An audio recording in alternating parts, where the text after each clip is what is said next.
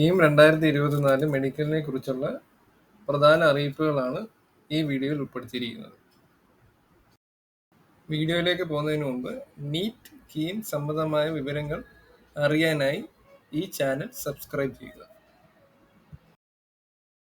NEET 2024 register ചെയ്യാനുള്ള അവസാനത്തെ ദിവസം മാർച്ച് 9 മാർച്ച് 9 ശേഷം നിങ്ങൾ ആപ്ലിക്കേഷനിൽ പേഴ്സണൽ ഡീറ്റെയിൽസിൽ എന്തെങ്കിലും കറക്ഷൻ വരുത്താൻ ആഗ്രഹമുണ്ടെങ്കിൽ അതിന് അവസരം കാണുന്നതാണ്.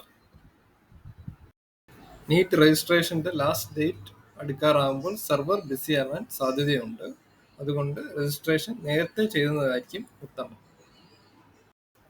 മാർച്ച് ആദ്യവാരം കീം 2024 ആപ്ലിക്കേഷൻ ഇൻവൈറ്റ് ചെയ്യാനാണ് സാധ്യത. കേരളത്തിൽ മെഡിക്കലിന് അഡ്മിഷൻ ലഭിക്കാൻ ആഗ്രഹിക്കുന്ന എല്ലാ വിദ്യാർത്ഥികളും കീം 2024 നിർബന്ധമായും രജിസ്റ്റർ ചെയ്യേണ്ടതാണ്.